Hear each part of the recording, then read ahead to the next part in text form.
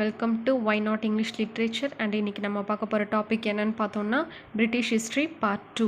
Part 1ல் நம்ம லாஸ்ட்டாக எது வரைக்கும் பார்த்தோம் அப்படின்னா ரிச்சர்ட் II அப்படின்ற கிங் பற்றி பார்த்தோம். 14th century end of the 14th century வரையும் ரூல் பண்ணியிருக்காருன்னு பார்த்தோம். அந்த டைமில் வாழ்ந்த 2 ஃபேமஸ் ஆத்தர்ஸ் பற்றியும் நம்ம பார்த்தோம், ஜான் வைக்லிஃப் அண்ட் ஜெஃப்ரி சாசர். இந்த பார்ட் 2ல் நம்ம பார்க்க போகிறது த வார் ஆஃப் தி ரோசஸ். இந்த வாரில் தான் எந்த கிங் வந்து வராங்க அப்படின்றத நம்ம பார்க்க போகிறோம். பிகினிங் ஆஃப் த 100-year வாரில் எட்வர்ட் III அப்படின்னு ஒரு கிங் வந்திருப்பார். இவருடைய சன்ஸ் தான் வார் ஆஃப் தி ரோசஸில் நம்ம பார்க்க போகிறோம். எட்வர்ட் IIIயோட 3rd சன் ஜான் ஆஃப் காண்ட்டும் and 4th son Edmund of லாங்லேயும் 2 குரூப்பாக பிரிஞ்சிடுறாங்க. ஒரு குரூப் யார்கிஸ்ட் அண்ட் இன்னொரு group Lancastrian. John of Gaunt தான் டியூக் ஆஃப் லங்காஸ்டராக இருக்கார். அண்ட் இவருடைய டைனஸ்டின்னு சொல்லக்கூடிய பிளட் லைன் ரிலேஷன்ஷிப் 3 பேர் இருக்காங்க, Henry IV, Henry V and Henry VI. And இந்த சைடு எட்மண்ட் ஆஃப் லாங்லே இருக்கார். இவர் தான் டியூக் ஆஃப் யார்க் அண்ட் இவருடைய பிளட் லைன் ரிலேஷன்ஷிப் 3 பேர் இருக்காங்க, Edward IV, Edward V and Richard III.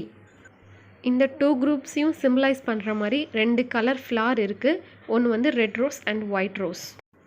லங்காஸ்ட்ரியனை red ரோஸும் யார்கிஸ்ட்டை ஒயிட் ரோஸும் சிம்பிளைஸ் பண்ணுறாங்க.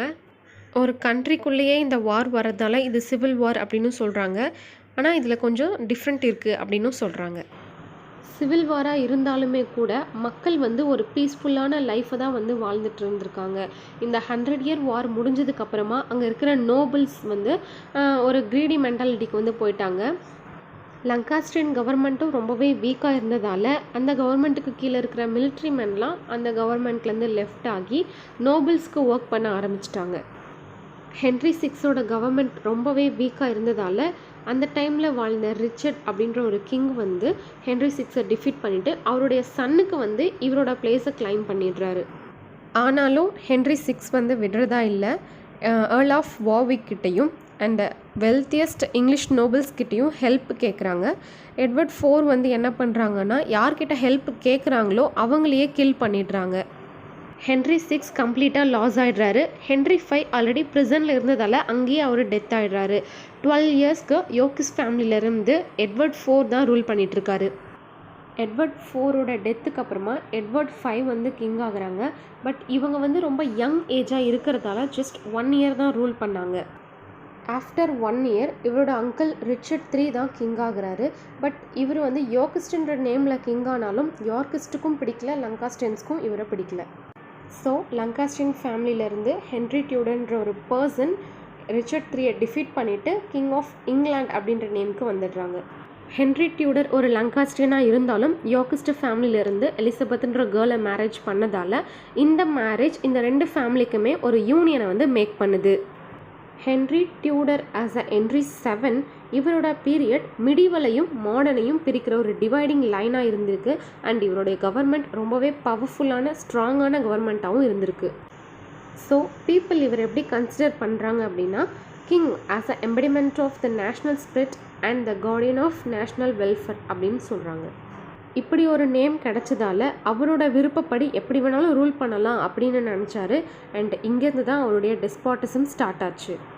இவரோட எல்டஸ்ட் சன் அர்த்தரை கேத்ரின் ஆஃப் ஆரகனுக்கும் அண்ட் எல்டஸ்ட் டாட்டர் மார்கரெட்டை ஜேம்ஸ் IV ஆஃப் ஸ்காட்லாண்டுக்கும் மேரேஜ் பண்ணி கொடுத்துட்டாங்க.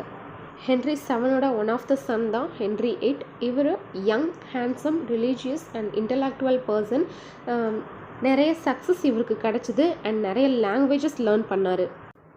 இதுக்கப்புறம் இவர் ரொம்பவே க்ரூவலாகவும் ரிலீஜியஸில் ரொம்பவே இன்வால்வ்டு பர்சனாகவும் மாறிடுறாரு. இவரை யாரெல்லாம் அப்போஸ் பண்ணுறாங்களோ அவங்களெல்லாம் ரொம்ப மோசமாக கில் பண்ணிடுறாரு. 6 டைம் மேரேஜ் பண்ணியிருக்காரு. இவருடைய ஃபர்ஸ்ட் ஒய்ஃப் யாருன்னு பார்த்தோம்னா இவருடைய எல்டஸ்ட் பிரதர் அர்த்தர் வந்து இறந்து போயிடுறதால அவருடைய ஒய்ஃப் கேத்ரின் ஆஃப் ஆரகனை இவர் மேரேஜ் பண்ணிக்கிறாரு. But she give a space to Anne Boleyn. So Anne போலினை மேரேஜ் பண்ணிக்கிறாங்க. பட் ஆனி போலின் ஏதோ துரோகம் பண்ணிட்டதா சொல்லி இவர் வந்து கில் பண்ணிடுறாரு அவங்கள. And 3rd one Jane Seymour. இவங்க கொஞ்ச நாள் தான் வாழ்ந்திருக்காங்க, அதுக்கப்புறம் தானாகவே இறந்து போயிடுறாங்க. 4th Aani of கிளேவ்ஸ். இவங்க வந்து மேரேஜ் பண்ணிவிட்டு ரொம்பவே அக்லி லுக்கிங்கில் இருக்காங்க, அழகாக இல்லை அப்படின்ற ஒரு ரீசனுக்காக டிவோர்ஸ் பண்ணிட்டாரு. And 5th one Catherine of Howard. இவங்க ஏதோ இம்மாரலாக ஏதோ பண்ணிட்டாங்கன்றதுக்காக இவங்களை எக்ஸிக்யூட் பண்ணிடுறாரு. இவ்வளவு நடந்தும் இவருக்கு இன்னொரு மேரேஜ் பண்ணணும்னு தோணியிருக்கு. கேத்ரின் பார் அப்படின்ற ஒரு விடோவை மேரேஜ் பண்ணியிருக்காரு. அண்ட் இந்த மேரேஜ் தான் அவருக்கு சாட்டிஸ்ஃபைடாகவும் இருந்திருக்கு. இவரோட 38 இயர்ஸ் ரெயினில் 2 இம்பார்ட்டண்ட் ஈவெண்ட்ஸ் வந்து நடக்குது. ஒன்று வந்து ரிஃபர்மேஷன் ஃப்ரே, இன்னொன்று வந்து ரெனைசான்ஸ். ரிஃபர்மேஷன் ஃப்ரேல என்ன நடக்குது அப்படின்னா, இது வரைக்கும் சாதாரணமாக இருந்த மக்கள் 2 டிவிஷனாக பிரிஞ்சிடுறாங்க. ஒன்று வந்து ப்ரொட்டஸ்டன்ஸ், இன்னொன்று வந்து ரோமன் கேத்தோலிக். இந்த 2 டிவிஷன் பற்றி ஒரு பேசிக் டிஃப்ரென்ஸ் நம்ம பார்க்கலாம். Roman Catholics and Protestants. Roman கேத்தலிக்கோட சர்ச் எப்படி இருக்கும்னு பார்த்தோன்னா ரொம்ப ரிச்சாகவும் ஹை டெக்கரேட்டடாகவும் இருக்கும். ஆனால் ப்ரொட்டஸ்டண்ட்டோட சர்ச் வந்து பிளெயின் அண்ட் சிம்பிளாக இருக்கும். கேத்தலிக் சர்ச்சில் lots of statues and art works இருக்கும். அண்ட் ப்ரொட்டஸ்டன்ஸோட சர்ச்சில் நோ ஸ்டாச்சு, நோ ஆர்ட்ஸ், எதுவுமே இருக்காது. கேத்தோலிக் ப்ரீஸ்ட் ரொம்பவே ரிச் ட்ரெஸ்ஸஸை வியர் பண்ணியிருப்பாங்க. அண்ட் ப்ரொட்டஸ்டண்ட்டோட ப்ரீஸ்ட் வந்து ரொம்பவே சிம்பிள், மக்களில் ஒருத்தர் மாதிரி தான் ஒரு ட்ரெஸ் பண்ணியிருப்பார். இதுதான் வந்து பேசிக்காக ரோமன் கேத்தலிக்குக்கும் ப்ரொட்டஸ்டண்ட்க்கும் இருக்கிற டிஃப்ரெண்ட். அனதர் ஈவெண்ட் ரெனேசான்ஸில் என்ன நடந்திருக்குன்னா, ரைட்டர்ஸ்க்கு நிறைய ஸ்பேஸ் கொடுக்க ஆரம்பித்தாங்க. சர் தாமஸ் மூர் வந்து யூட்டோப்பியா அப்படின்ற ஒரு ஃபேமஸ் புக்கை வந்து எழுதியிருக்காரு. அண்ட் யார்டன் சர்வே இவங்க 2 பேரும் சேர்ந்து இட்டாலியன் சானட் அண்ட் பிளாங்க் ப்ரோஸை ஃபர்ஸ்ட் டைம் இங்கிலீஷில் இன்ட்ரடியூஸ் பண்ணியிருக்காங்க. ஹென்ரி 8 இறந்து போனதுக்கப்புறம் அவருக்கும் அவருடைய 3rd ஒய்ஃப் ஜேன் சேமியருக்கும் பிறந்த ஒரு யங்கஸ்ட் சைல்டு தான் எட்வர்ட் 6. இவர் வந்து ஜஸ்ட் ஒரு 10 years old king. Duke of சோமர்செட்னு சொல்லக்கூடிய இவருடைய அங்கிள் தான் இவருக்கு ஒரு கார்டியனாக இருக்கார். என்ன தான் குட்டி கிங்காக இருந்தாலும் நிறைய சேஞ்சஸ் இவர் கொண்டு வந்திருக்காரு. மந்திரம் படிக்கிறதையும் ப்ரேயருக்காக அங்கங்கே வச்ச அந்த ஃபவுண்டேஷன்ஸையும் அதெல்லாம் இவர் க்ளோஸ் பண்ணியிருக்காரு.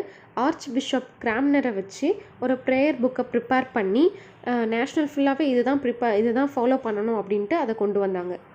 1553 இவர் இறந்து போயிடுறாரு. இவருக்கு அப்புறம் இவருடைய சிஸ்டர் மேரி டியூடர் தான் குவீனாக வராங்க. இவருடைய பேரண்ட்ஸ் யாருன்னு பார்த்தோம்னா ஹென்ரி 8 அண்ட் அவருடைய first wife Catherine of Arakan.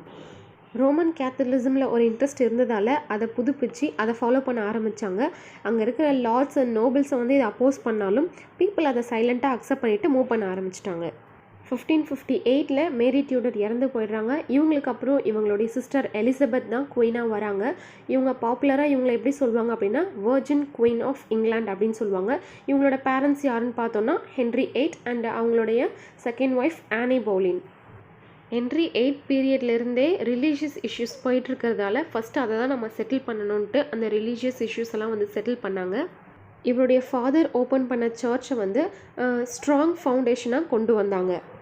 Prayer book கண்டிப்பாக ஃபாலோ பண்ணணும் அப்படின்னு கொண்டு வந்தாங்க. ப்ரீச்சிங் அண்ட் ப்ரேயிங் ரெண்டுமே இங்கிலீஷில் தான் இருக்கணும், அதுவும் ஒரு எஜுகேட்டடான ஒரு ப்ரீஸ்ட்டை வச்சு தான் அது நடத்தணும் அப்படின்னு கொண்டு வந்தாங்க. எல்லா சண்டேஸ்லேயும் கண்டிப்பாக சர்ச்சில் இருக்கணும் அப்படின்னு சர்ச்சில் அட்டெண்டன்ஸ் எடுக்க ஆரம்பித்தாங்க. யார் சர்ச்சுக்கு வரலையோ அவங்களுக்கு ஃபைன் போட ஆரம்பிச்சிட்டாங்க. இதுக்கப்புறம் மக்கள் ரோமன் கேத்தலிக்ஸ் அண்ட் பியூரிட்டன்ஸ்னு 2 குரூப்பாக பிரிஞ்சிட்டாங்க. எலிசபெத்தோட பீரியடில் நிறைய ரைட்டர்ஸ் க்ரோ ஆக ஆரம்பித்தாங்க.